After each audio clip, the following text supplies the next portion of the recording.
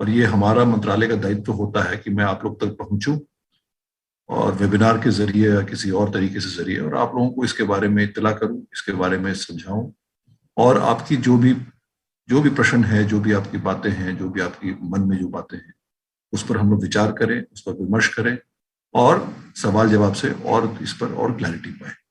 Small presentation which I will make, अगले 20-25 minute में एक प्रेजेंटेशन रहेगा, एक in a very simple way we'll try to explain what these rules are, and thereafter we will then open the house for.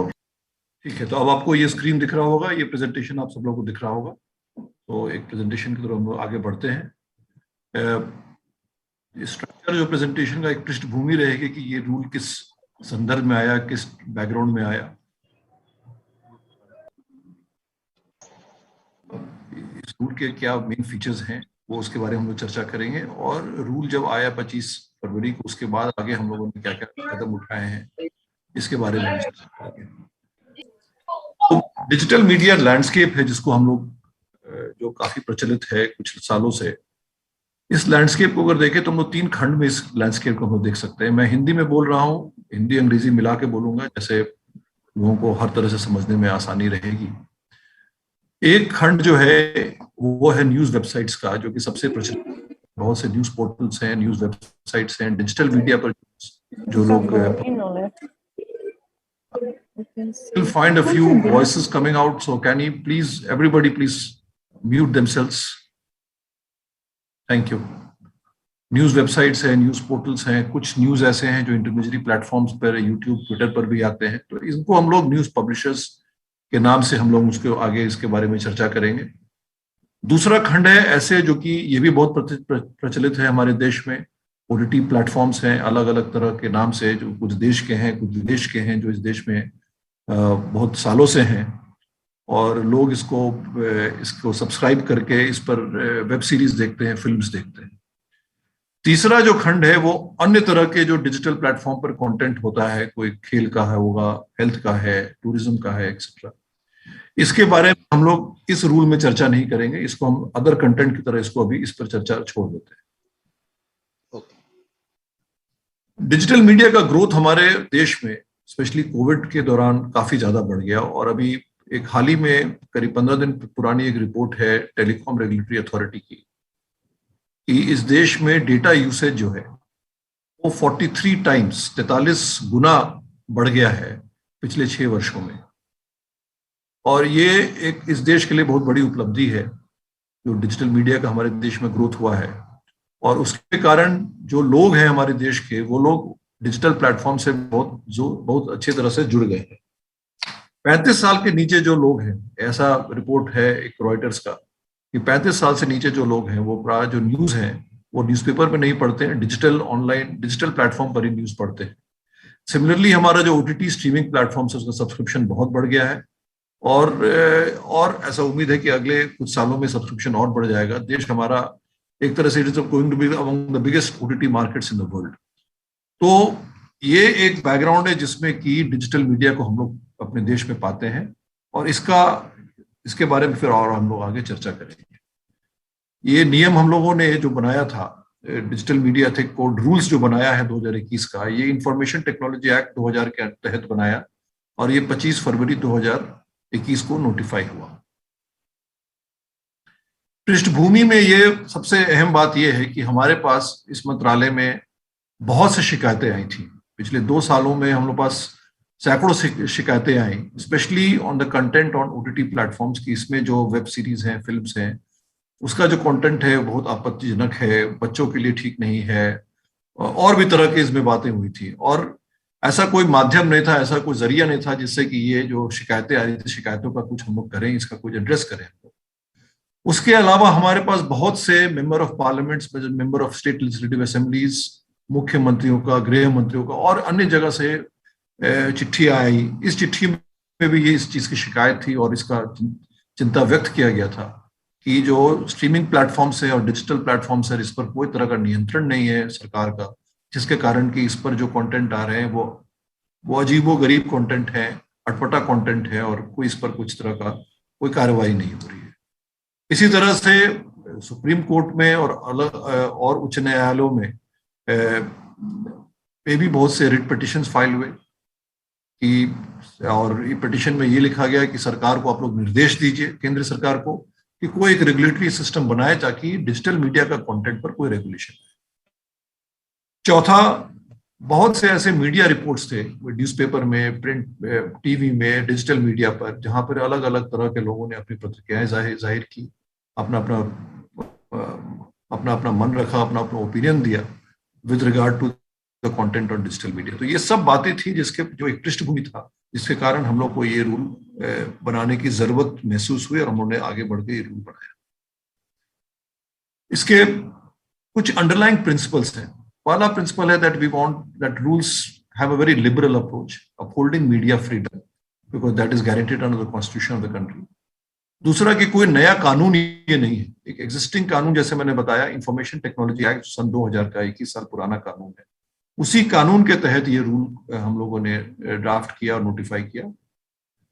तीसरा, एक को regulatory architecture है जिसमें कि स्टेक होल्डर्स और गवर्नमेंट साथ मिलकर एक को रेगुलेटरी एनवायरनमेंट में, जो कि पहले से टीवी में भी है, प्रिंट में भी है, उस को रेगुलेटरी आर्किटेक्चर जो आज देश में हमारे यहाँ बहुत सालों से चल रहा है मीडिया में, उसी आर्किटेक्चर को हम लोगों ने आगे बढ़ाया है डिजिटल मीडिया रूल्स के लिए भी।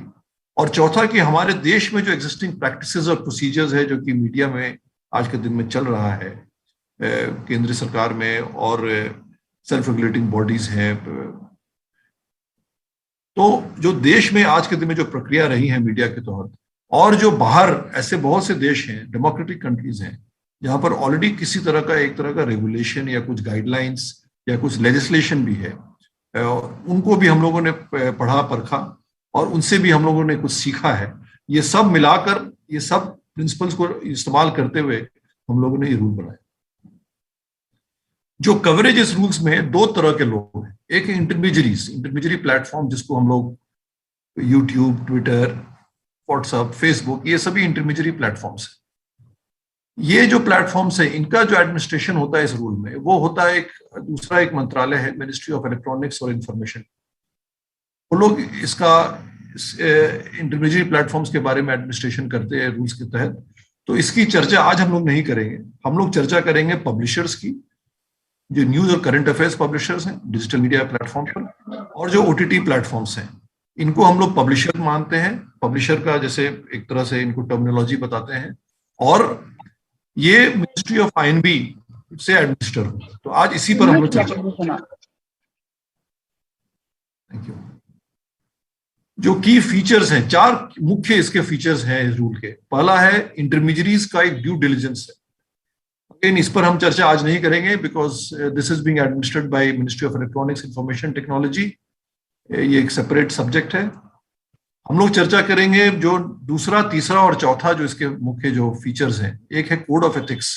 जितने पब्लिशर्स हैं, वो digital media publisher, news publishers हो चाहे ओटीटी, के लिए कोड ऑफ एथिक्स एक हम लोग ने इसका प्रोविजन रखा है।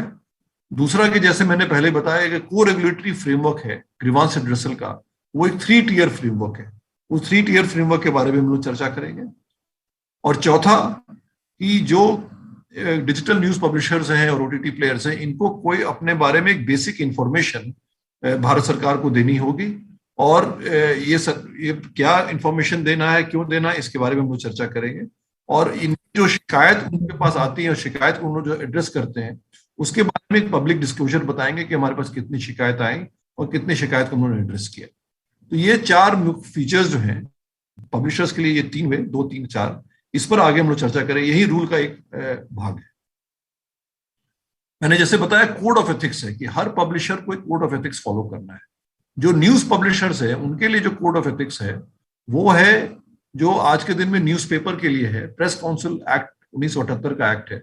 उसमें एक नॉर्म्स ऑफ जर्नलिस्टिक कंडक्ट एक किताब है, करीब 100 पन्ने की किताब है, जिसमें कि डूज एंड डोंट्स हैं कि जो प्रिंट में जब आता है जर्नलिस्ट की उनकी क्या भूमिका होती है, उनका क्या दायित्व होता है, किस तरह का मैटर को प्रिंट करना चाहिए, नहीं करना चाहिए, ये चीज है। सिमिलरली जो केबल टेलीविजन नेटवर्क एक्ट है वो टेलीविजन चैनल्स के लिए, और टेलीविजन चैनल्स के लिए एक प्रोग्राम कोड है, इससे नियम में रखा हुआ है। प्रोग्राम कोड भी ऐसे 10-15 उसमें बिंदु हैं, जिसमें कि बताया जाता है कि किस तरह का प्रोग्राम दिखाना चाहिए या नहीं दिखाना चाहिए। ये भी 1994 से जितने भी टेलीविजन चैनल्स हैं, वो न्यूज के हों चाहे नॉन न्यूज के हों, वो सब इसको फॉलो करते हैं। और तीसरा कि जो भी प्रोहिबिटेड कंटेंट है, कंटेंट जिसको कि वर्जित किया गया है कानून के तहत, any content prohibited under any law for the time being in force, that should not be transmitted. तो ये सब ऑलरेडी ट्रेडिशनल मीडिया प्लेटफॉर्म्स के लिए लागू है, और ये डिजिटल के लिए भी हम लोग ने एक्सटेंड किया, एक तरह का लेवल प्लेइंग फील्ड बनाने की कोशिश इस रूल के तहत की गई है। ओटीटी प्लेटफॉर्म्स के लिए है, उनके लिए कोड ऑफ एथिक्स है। There are some general principles because OTT platforms we are coming it for the first time in terms of regulations. So first again that under that there should be not any content which is prohibited under any law for the time being in force.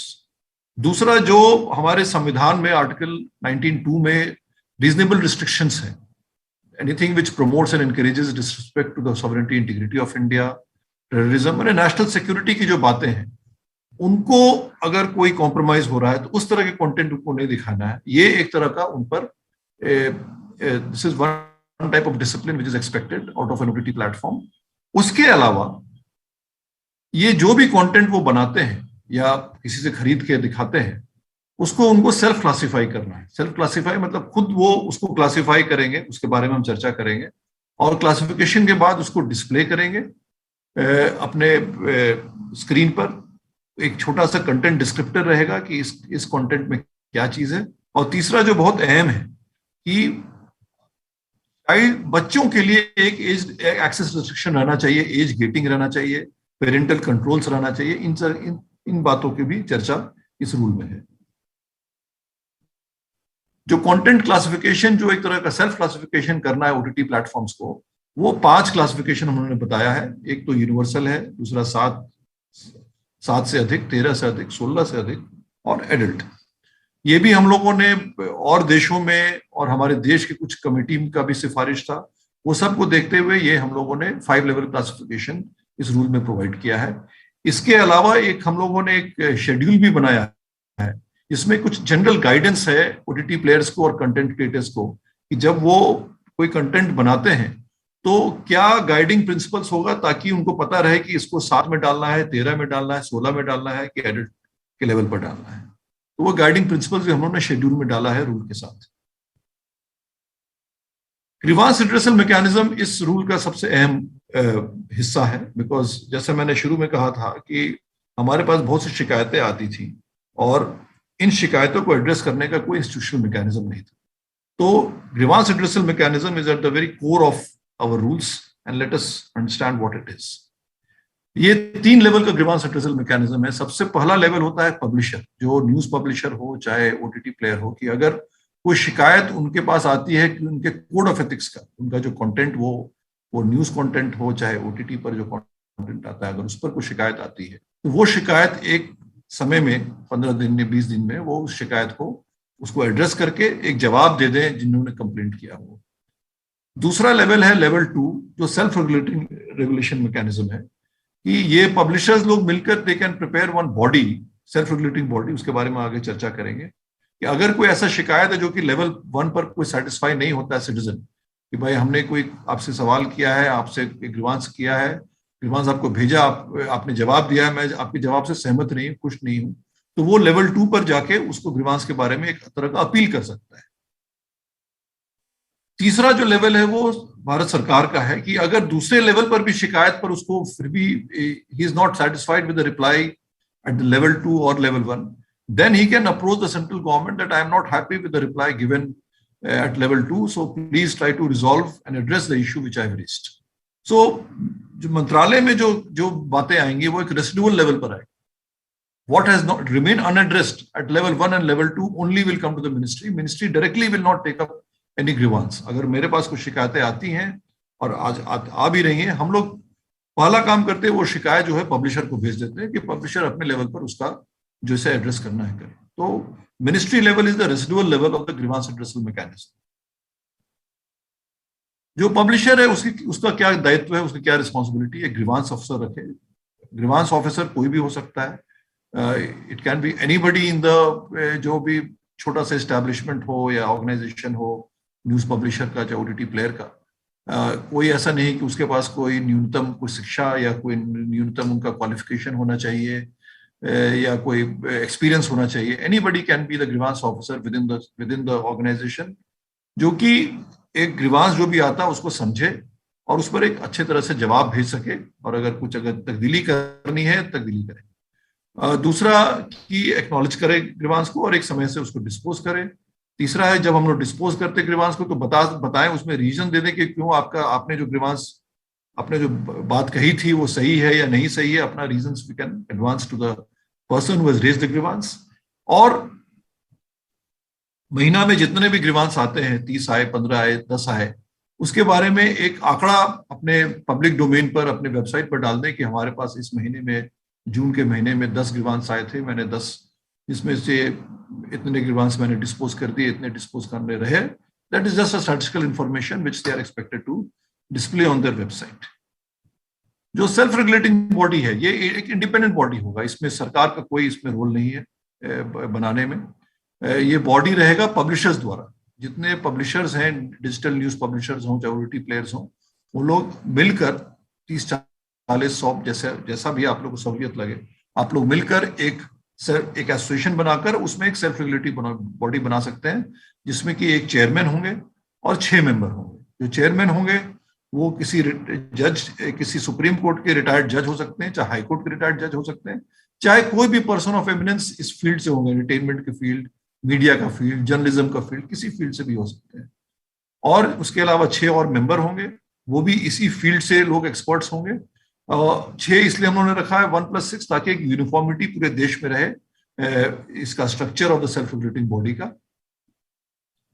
और ये भी इसी field से रहेंगे। एक ही चीज हम लोग जो एक्सपेक्ट करते हैं कि कॉन्फ्लिक्ट ऑफ इंटरेस्ट नहीं रहे, ताकि एक न्यूट्रलिटी रहे और फेयरनेस रहे, जो कि सेल्फ रेगुलेटिंग बॉडी का अपना रोल अदा करने में उनको आसानी।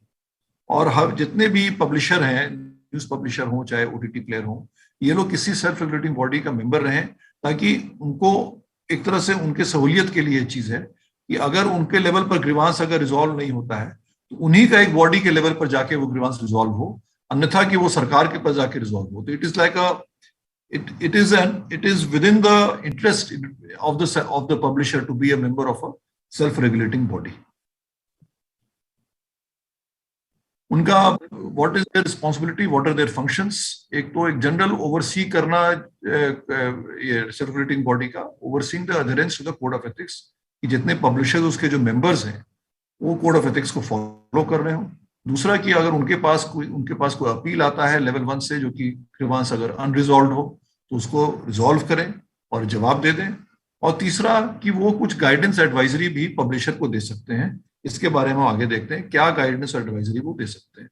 और आज भी जो सेल्फ रेगुलेटिंग बॉडी है वो लोग इस तरह का ऑर्डर्स इशू करते हैं, वार्निंग देते हैं, सेंसर देते हैं, प्रेस काउंसिल करती है।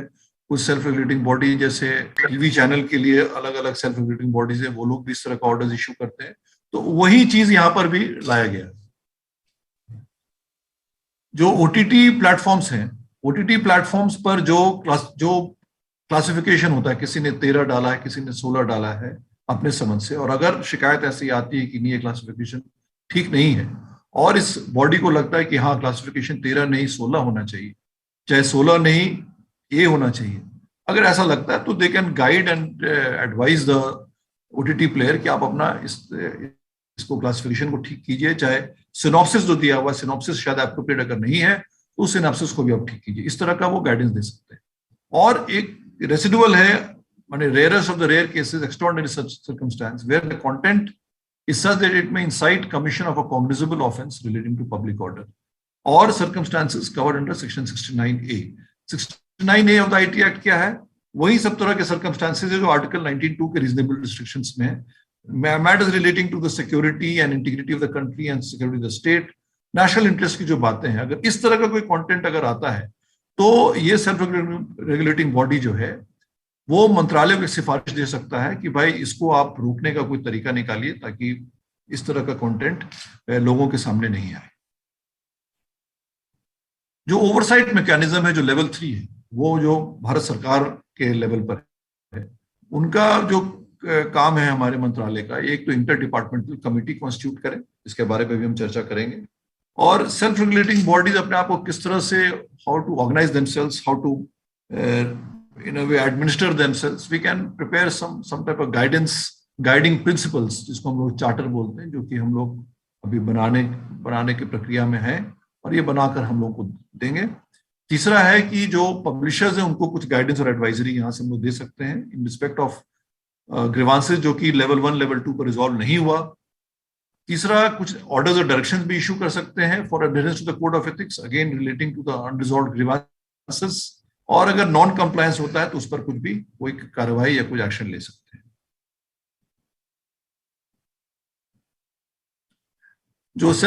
जो इंटर डिपार्टमेंटल कमेटी है, ये एक ऑथराइज्ड ऑफिसर है मंत्रालय में, उनसे ये चेयर होगा, और जो ministry of women and child development है, अन्य मंत्रालय, उनके रिप्रेजेंटेटिव्स रहेंगे, और कुछ domain experts would be non governmental people who can be also placed and appointed with in the inter departmental committee. आज के दिन भी जिनको जानकारी है, क्योंकि टीवी चैनल में भी हम लोग, जो रेगुलेशन होता है केबल टेलीविजन नेटवर्क एक्ट के तहत, उसमें भी एक इंटर मिनिस्ट्रियल कमेटी है, उस कमेटी में भी बहुत सी शिकायतें आती है, और उस शिकायत पर हम लोग कुछ कुछ अपना सिफारिश भेजते हैं भारत सरकार को, अपॉलॉजी के लिए या वार्निंग के लिए, इस तरह की हम लोग सिफारिश करते हैं। उसी तरह का एक तरह का ढांचा यहाँ पर इंटर डिपार्टमेंट कमेटी का, ये हम लोगों ने प्रावधान रखा हुआ है। इनका भी जो काम है, as I said earlier, they will hear complaints which have not been resolved, it's like a residual level, not been resolved at level 1 और लेवल 2, और इस तरह के कुछ केसेस आ सकते हैं जो कि मंत्रालय को डायरेक्टली कहीं से रेफर होता है, कोई कॉन्स्टिट्यूशनल बॉडी है, कोई तरह के स्टैट्यूटरी बॉडी है, वहां से डायरेक्टली कोई अगर ग्रीवांस आता है जिसको ऐसा लगता है कि उसको इंटर डिपार्टमेंटल कमेटी के सामने रखना है, तो वो भी रखना हम लोग उसको मान्य समझते हैं, और उसको भी हम लोग आईडीसी के सामने रख सकते हैं। जो इंटर डिपार्टमेंटल कमेटी है, ये डिसीजन नहीं देती है, ये सिफारिश करती है, they can only recommend, they can not decide. तो उन लोग जो उनके पास जो ग्रीवांस आएगा उसका हियरिंग देंगे, जिनके अगेंस्ट ग्रीवांस है उनको भी बुलाएंगे, उनका लिखित और मौखिक दोनों तरह का उनको अपॉर्चुनिटी मिलेगा, और उसके बाद वो तरह तरह के रिकमेंडेशन दे सकते हैं, जो कि जैसा सेल्फ रेगुलेटिंग बॉडी देता है उसी तरह का रिकमेंडेशन है, warning card, disclaimer, reprimand, apology, reclassification of content, class ratings, इस तरह के। और जो ऐसे बहुत ही rare of the rare cases होंगे जहां पर कि नेशनल सिक्योरिटी और नेशनल इंटरेस्ट में कॉम्प्रोमाइज अगर ऐसा हो रहा है, कोई कंटेंट है रिलेटिंग टू पब्लिक ऑर्डर, उसके लिए वो सिफारिश दे सकते हैं कि वो कंटेंट को ब्लॉक किया जाए, चाहे डिलीट किया जाए, जिस पर कि सरकार अलग से उस पर सोच के उस पर एक्शन ले सकती है। भारत सरकार इस तरह का डायरेक्शन दे सकती है, जो कि रिकमेंडेशन आता है इंटर डिपार्टमेंटल कमेटी का, उसके बेसिस पर डायरेक्शन दे सकती है, ऑर्डर्स इशू कर सकती है। और कुछ ऐसे इमरजेंसी केसेस आज के दिन में भी, जो ministry of electronics information technology है, उसमें 2009 का जो रूल है उसके तहत भी इमरजेंसी पावर्स इनको इस्तेमाल करना पड़ता है, और बहुत ऐसे कि तमाम ऐसे केसेस में ऐसा इस्तेमाल किया गया है जहां पर नेशनल इंटरेस्ट का कॉम्प्रोमाइज होने की आशंका है, और उसमें उनको इमरजेंसी ब्लॉकिंग करनी पड़ती है। तो वो प्रावधान भी, सेम प्रावधान यहाँ भी डाला गया है। लेकिन एक ही चीज है कि अगर ऐसा कभी मौका आता है कि सो मोटो ब्लॉक करना पड़ जाए कोई कंटेंट को, तो तुरंत 48 घंटे के अंदर उसको इंटर डिपार्टमेंटल कमेटी के सामने रखना पड़ता है। वो कमेटी अगर सिफारिश करती है तभी वो कंटिन्यू होगा ब्लॉकिंग का ऑर्डर। और तीसरा, कि एक रिव्यू कमेटी है जो कि और उच्च स्तर पर है, वो रिव्यू कमेटी इसको पीरियडिकली रिव्यू करेगी जो भी इस तरह का ब्लॉकिंग होता है इमरजेंसी पावर्स के कारण। तो एक चेक्स एंड बैलेंसेस बना हुआ है ताकि इस पावर का इस्तेमाल एक सही ढंग से और एक फेयर तरीके से किया जाए। आखिरी जो एक रिस्पॉन्सिबिलिटी है, दैट जितने भी न्यूज पब्लिशर्स हैं, ओटीटी प्लेयर्स हैं, दे फर्निश अपनी information to the ministry. Quite a few would be aware about the information which you ask for. Rational बहुत सिंपल है। रैशनल यही है कि आज के दिन में जितने भी डिजिटल प्लेटफॉर्म पर जितने भी एंटिटीज हैं, उनको under the information technology act किसी भी चीज, किसी अपने काम करने के लिए, अपने एंटरप्राइज शुरू करने के लिए कोई रजिस्ट्रेशन या प्रायर परमिशन की जरूरत नहीं है। तो आज के दिन में इस देश में कितने ऐसे न्यूज पोर्टल्स हैं या डिजिटल न्यूज प्लेयर्स हैं, उसके बारे में हमें कोई जानकारी नहीं है। क्योंकि कोई प्रायर रजिस्ट्रेशन की बात नहीं। तो इससे क्या होगा कि हमारे पास एक जानकारी रहेगी कि ये लोग हैं जो लोग कि इस ऑपरेशन में है और न्यूज पोर्टल चलाते हैं, एक हमारा डेटाबेस बनेगा। दूसरा इससे फायदा हुआ कि अगर कोई शिकायत किसी के बारे में आता है, किसी भी न्यूज पोर्टल के बारे में या किसी ओटीटी प्लेयर के बारे में हमारे पास डायरेक्टली अगर शिकायत आता है, तो उस शिकायत को हम आपके तरफ पहुंचा पाए, ताकि ये इंफॉर्मेशन हमारे पास आपके बारे में रहेगा कि आपका ईमेल आईडी नंबर ये है, आपके ये लोग हैं, तो आपको हम ईमेल आईडी पर आपको ग्रीवांस आपको भेज सकते हैं, ताकि grievance you can address the grievance. So this is the logic for having this provision that people should furnish the basic information to the ministry. और जैसा कि मैंने पहले कहा कि जो भी आप ग्रीवांस आपके पास, आप जिसको ग्रीवांस को एड्रेस करते हैं, तो एक आंकड़ा आप महीने के अंत में या तिमाही रूप में आंकड़ा डाल सकते हैं कि हमारे पास इतने ग्रीवांस आए, इसका हम लोगों ने इतने लोगों को ग्रीवांसेस को एड्रेस कर दिया। रूल बनने के बाद हम लोग ने क्या क्या किया उस पर थोड़ा सा बातें कर लेते हैं कि जब रूल बना उसके बाद हम लोगों ने कई बार चर्चा की, मंत्री के लेवल पर चर्चा की। फिर हमारे वेबसाइट पर हम लोग ने एक डेडिकेटेड एक टेम्पलेट बनाया है डिजिटल मीडिया का, उसमें फ्रीक्वेंटली आस्क्ड क्वेश्चंस हम लोगों ने डाला है। और क्वेश्चंस FAQs हम लोगों ने जो बनाया है, पहले तो इंग्लिश में था, फिर एक हमारा जो वेबिनार हुआ था, पहला ही वेबिनार हम लोग ने किया था, उसमें किसी व्यक्ति ने, मध्य प्रदेश के व्यक्ति ने बोला कि आपको FAQ और भी भाषाओं में बनाना चाहिए। तो हम लोगों ने 12 भाषाओं में इसको अपने वेबसाइट पर डाला है, ताकि जिनको भी किसी भी भाषा में जिनको फेमिलियरिटी हो उस भाषा से, भाषा का FAQ पढ़ सकते हैं, उसको डाउनलोड करके दे सकते हैं और समझ सकते हैं। अलग अलग समय में कोई प्रेस रिलीज लगाने की जरूरत पड़ी है, कुछ चीज को क्लैरिफाई करने की जरूरत पड़ी है, वो भी हम लोगों ने किया है। हम लोगों ने मार्च के महीने में बहुत से अखबारों में इश्तिहार भी दिया इन रूल के बारे में, ताकि लोगों को, सिटीजन्स को, स्टेक होल्डर्स को इसके बारे में जानकारी हो। आज जो वेबिनार कर रहे हैं, इस तरह से हम लोगों ने पूरे देश भर में कई वेबिनार, करीब 8 हम लोग ने कर लिए हैं।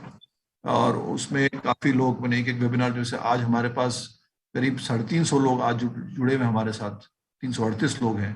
ऐसे भी और भी कहीं पर 100, कहीं 200, कहीं 400, कहीं 500 ऐसे लोग हम लोग साथ जुड़े हुए थे। तो इससे भी लोगों को जानकारी बढ़ती है रूल के बारे में, शंका दूर होती है। और हम लोगों ने मार्च के महीने में करीब 500 लोग ऐसे पब्लिशर थे जिनका ईमेल आईडी था हमारे पास, उन लोगों को ईमेल द्वारा हम लोगों ने इन्फॉर्म किया कि ये रूल आ गया है और इसमें रूल में आपकी ये रिस्पॉन्सिबिलिटी है। और 26 मई 2021 को बीच में कोविड के कारण थोड़ी सी काम में थोड़ा ढीलापन हो गया था, कुछ लोग बीमार थे, मैं खुद बीमार था करीब करीब 1 महीना। तो ये फॉर्मेट हम लोग को बनाने में थोड़ा समय लग गया, लेकिन फिर भी 26 मई को हम लोगों ने एक फॉर्मेट बनाया। ये फॉर्मेट हमने लोगों तक पहुंचाया ईमेल द्वारा। हम लोगों ने करीब 1200 लोगों को, जिनका ईमेल आईडी हमारे पास था, उन लोगों को हम लोगों ने फॉर्मेट भेजा, ताकि लोग उसमें अपना जानकारी भर के दें। और हमारे पास अभी 1800 से ज्यादा लोगों ने ये जानकारी भर के हमें दिया है, विच इज क्वाइट इनकरेजिंग। और बहुत से और भी तरह के हम लोग में वार्तालाप हुआ है, कुछ कॉन्स्टिट्यूशन, सेल्फ रेगुलेटिंग बॉडीज का भी कॉन्स्टिट्यूशन कुछ लोगों ने बनाया है, उसकी जानकारी हमें दी है।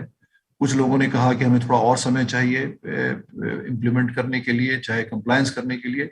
ये सब बातें पिछले 4 महीने में हुई है। तो 5 मुख्य चीज हैं जिनका आप लोग सबको एक तरह से इस पर थोड़ा जोर डालना होगा, चाहे आपकी जानकारी रहनी चाहिए। पहला, आपका रिस्पॉन्सिबिलिटी है कि कोड ऑफ एथिक्स को फॉलो करना है। दूसरा है कि जो 26 मई को हम लोगों ने एक फॉर्मेट बनाकर ईमेल पर डाला था, और बहुत लोगों को बताया था, हमारे वेबसाइट पर भी है। जो लोग नहीं भर पाए हैं उसको वो भर लें। अगर भरने में कोई दिक्कत है तो मैं एक ईमेल आईडी भी 2 बताता हूं अभी। उस ईमेल आईडी पर अपनी, आपका जो भी शंका है या any doubts regarding how to fill up the form, you can ask your doubts about it and clarify and then fill up the form. Third, that as I said earlier, you have a grievance officer. Anybody can be a grievance officer within an organization, irrespective of his qualification and experience, just to ensure that the grievances are addressed within a certain time. और publishers लोग मिलकर through mutual dialogue consultation एक self regulating body बनाएं और उसके बारे में इत्तला दें। और आखिरी कि जो ग्रीवांसेस आता है उसको समय समय पर उसका एक आंकड़ा अपने वेबसाइट पर और किसी भी पब्लिक डिस्प्ले उसको करें आंकड़ा को, ताकि लोगों को जानकारी रहे कि आपने कितना ग्रीवांस एड्रेसल का आपका जो रिस्पॉन्सिबिलिटी है कितने अच्छे से आपने निभाया है। हमारा वेबसाइट mib.gov.in, इसमें एक खिड़की है डिजिटल मीडिया की, वहां जा सकते हैं आप। और वहां पर सभी जानकारी जो मैंने आपके बात की है वो है। आज जो प्रेजेंटेशन है वो भी मैं आप लोगों जो पीआईबी में है चाहे डीआईपीआर में जितने लोग हैं, प्रेजेंटेशन में आप लोग के साथ शेयर कर रहा हूँ। और ये प्रेजेंटेशन तमाम पार्टिसिपेंट जितने भी लोग हैं, it can be shared with them. They in turn can share with as many people they want to, so that more and more people can come to know about it. And that is why we kept the presentation, the content in very simple language, so that it is easily understood by everybody without getting into the legal complications and legal peculiarities about it. हमारे दो अधिकारी हैं, अमरिंदर सिंह जी जो deputy secretary हैं, उनका email ID है, और क्षितिज अग्रवाल जो असिस्टेंट डायरेक्टर हैं, उनका ईमेल आईडी है। तो कभी भी अगर आपको कोई ऐसा कोई शंका है या कुछ है तो आप इनसे सवाल जवाब कर सकते हैं।